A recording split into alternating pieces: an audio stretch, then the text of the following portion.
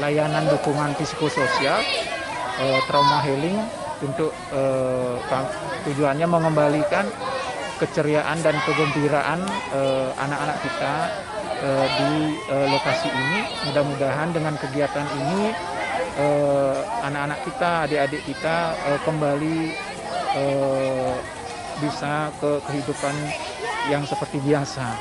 Ya, bisa melupakan peristiwa yang sudah terjadi atau mereka alami, tidak mengalami trauma yang berkepanjangan. Ya, setelah kita dari pagi melakukan kegiatan layanan dukung psikososial ini, kami memberikan